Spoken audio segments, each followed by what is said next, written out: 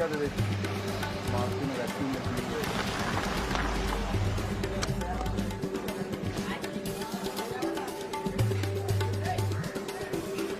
Minister, how are you? It's a pleasure to meet you.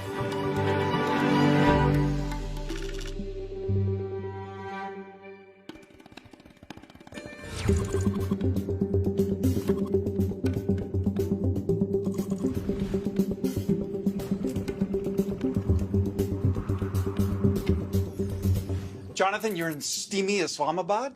You're about to interview the Prime Minister, Imran Khan, a former cricket star. Pakistan is squarely in the sights of the Biden administration right now. America is going to completely withdraw its military from Afghanistan by September the 11th. The question of whether Pakistan allows American special forces and CIA to base themselves in Pakistan could have really direct impacts on whether terrorism flourishes again in Afghanistan and ultimately comes back to hit America at home.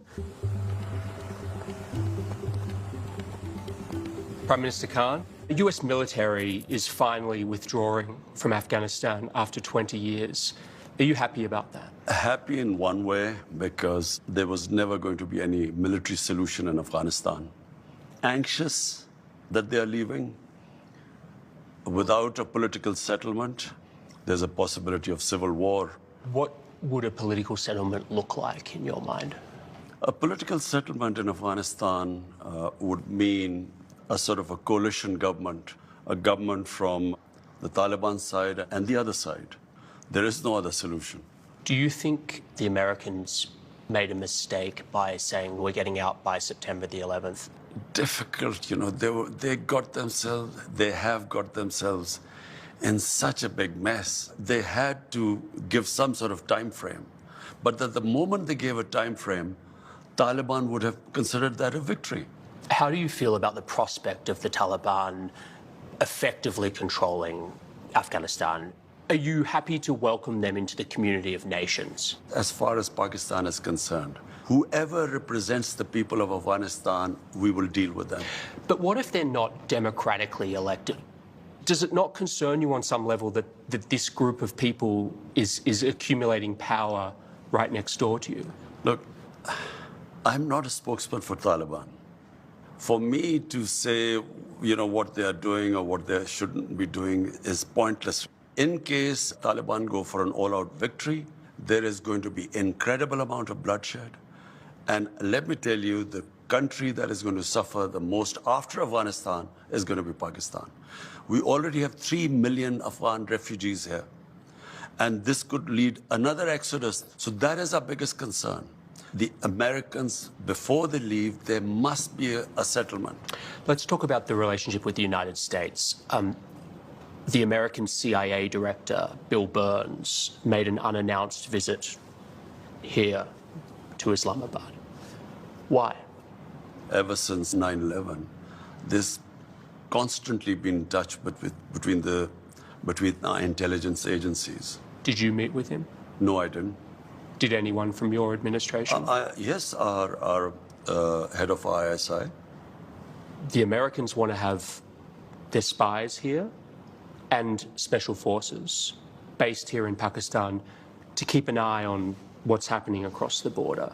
Will you allow the American government to have CIA here in Pakistan to conduct cross-border counter-terrorism missions against Al-Qaeda, ISIS, or the Taliban?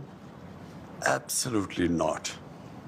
There's no way we're going to Seriously? allow any bases, any sort of action from Pakistani territory into Afghanistan. Absolutely not. Pakistan suffered 70,000 casualties, more than any other country, by joining the American war. We cannot afford any more military actions from our territory. We will be partners in peace, not in conflict. The American military right now is discussing doing airstrikes potentially to support the Afghan forces against the Taliban. Would you allow the American Air Force to use your airspace for those airstrikes? We are not going to be part of any conflict anymore. But you haven't decided yet whether you'll let them use your airspace? This hasn't been discussed at all, so... What's your feeling about that? I don't know. We'll discuss this. You know, why would the Americans be using bombing Afghanistan after it hasn't worked for 20 years, why will it work again? Have you spoken to Joe Biden since he took office? No, I haven't. Is there a reason for that? Whenever he has time, he can speak to me. But at the moment, clearly, he has other priorities. What would you say to him if you had a meeting with him? The U.S. has a big responsibility. Most powerful nation in the world. This is almost 1.4 billion people living in the subcontinent. We are held hostage. One dispute in Kashmir, a disputed territory, according to the United Nations Security Council resolutions, there should have been a plebiscite for the people of Kashmir to decide about their own future. That has never taken place. It's festering. It can easily, if the Americans have the resolve, the will, this can be sorted out. Intelligence analysts say that Pakistan has the fastest growing nuclear arsenal anywhere in the world. I don't Why? I don't know where they've come up with this. Pakistan's nuclear arsenal is simply as a deterrent to protect ourselves. But you're growing it, not shrinking it. I'm not sure whether we are growing it or not because, Really? as far as I know, our nuclear, the only one purpose, it's not an offensive thing. Any country which has a neighbor 7 times the size as Pakistan has would be worried. Is your goal vis-a-vis India and Pakistan nuclear disarmament? I'm completely against nuclear arms. I always have been. We've had 3 wars against India. And ever since we've had nuclear deterrent, we have had no war between the two countries. We have border skirmishes, but we've never faced war. The moment there's a settlement on Kashmir, I believe the two neighbors will live as civilized people. We will not need to have these nuclear deterrents. Last year, you wrote an open letter to leaders of Muslim states asking them to unite against Islamophobia, particularly in the West. Why did you feel the need to write that public letter? The problem is there's this big communication gap between the Islamic world and the Western societies. It happened after 9/11, when the word Islamic terrorism came into currency. The moment you say Islamic terrorism, the man in the street in the West thinks that there's something in Islam which leads to terrorism, or Islam causes radicalism. After 9/11, any time some terrorist act went on where a Muslim was involved, the entire 1.3 billion Muslims started becoming targets. Just across your border in Western China, the Chinese government has imprisoned more than 1 million Uyghur Muslims in re-education camps.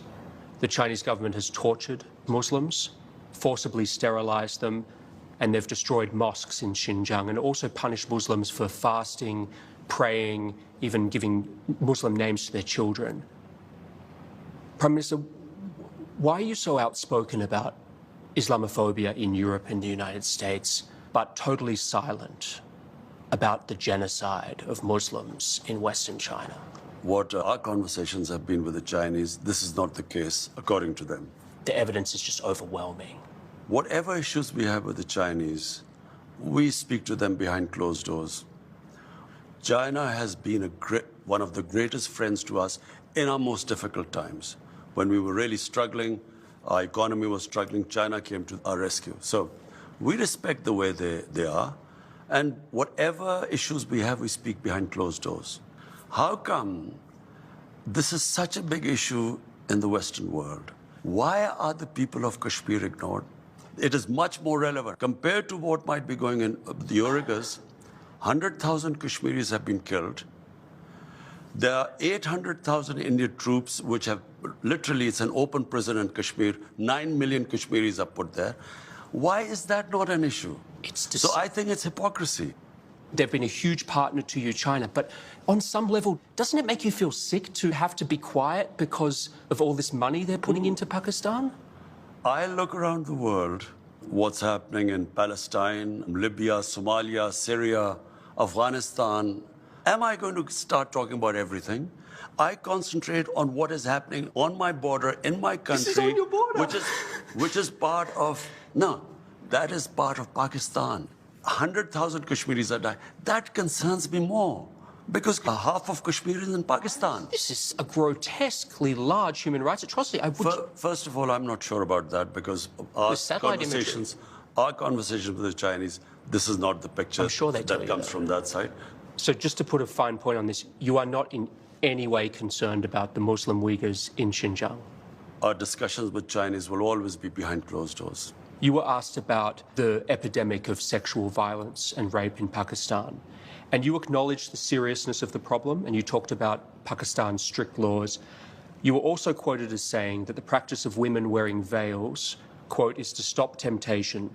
Not every man has willpower, you said. On increasing vulgarity, it will have consequences. And you were accused of rape victim blaming. How do you respond to that? It is such nonsense. I never said veils. This was never said. I said the concept of parda. Concept of parda is avoid temptation in the society. We don't have discos here. We don't have nightclubs. So it is a completely different society, way of life here. So if you raise temptation in the society to the point, and all these young guys have nowhere to go, it has consequences in the society. Do you think that what women wear has any effect, that's part of this temptation? If a woman is wearing very few clothes, it will have an impact on the men, unless they're robots. I mean, it's common sense. Yes, but is it really going to provoke acts of sexual violence? It depends which society you live in. If in a society people haven't seen that sort of thing, it will have an impact on them. If you grow up in a society like you, maybe it won't on you. This cultural imperialism, whatever is in our culture, must be acceptable to everyone else. It's not. But forgive me, like, when you were a cricket star, you were seen as a playboy, there were photos of you with your shirts off in your bedroom. Like, Jonathan, it's a bit rich for you to be criticizing this. This is not about me. It's about but you're the messenger. Jonathan, listen, it's about my society.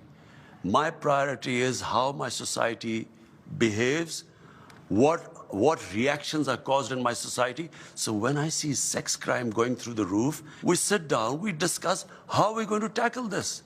It is having an impact in my society. We have to do something about it. Thank you so much, Prime Minister. Okay. Really appreciate your time. Jonathan, you did go a bit long about that.